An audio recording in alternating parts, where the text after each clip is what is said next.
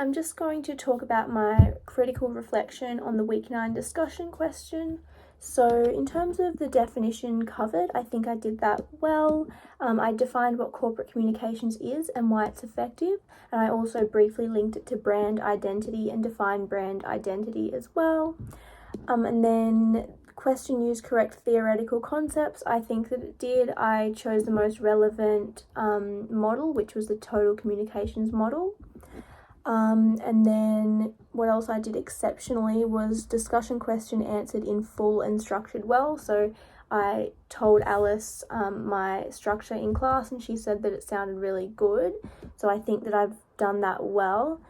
And then what meets the expectation, addressed why managers should need to understand this concept. I think I did that pretty well.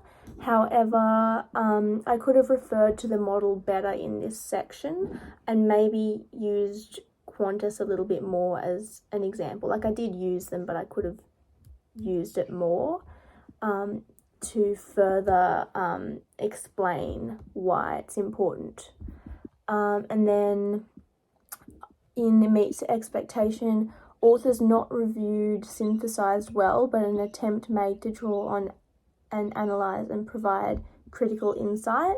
So I think I spoke briefly in my own words about how the theory affects Qantas. However, I could have combined more theory from a range of sources to deepen the discussion.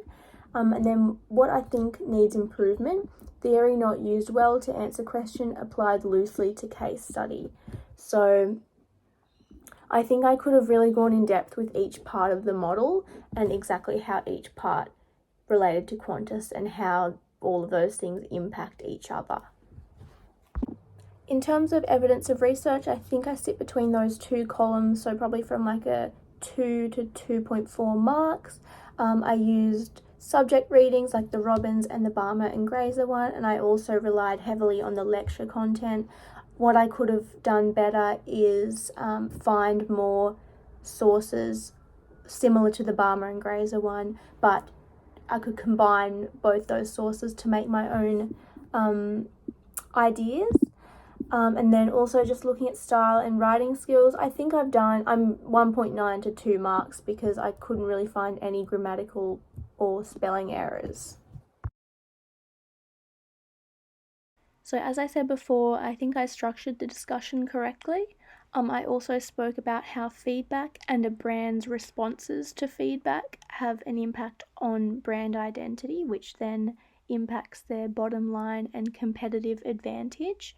And then I also spoke about loyalty and trust with all stakeholders and the importance of that impacting brand identity. However, I could have talked more about how each aspect of the total communications model impacts which stakeholders.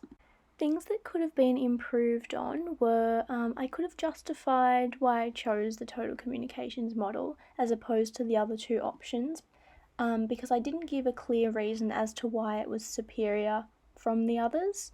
I also should have applied each part of the model to Qantas to show that I understood how each part impacts each other.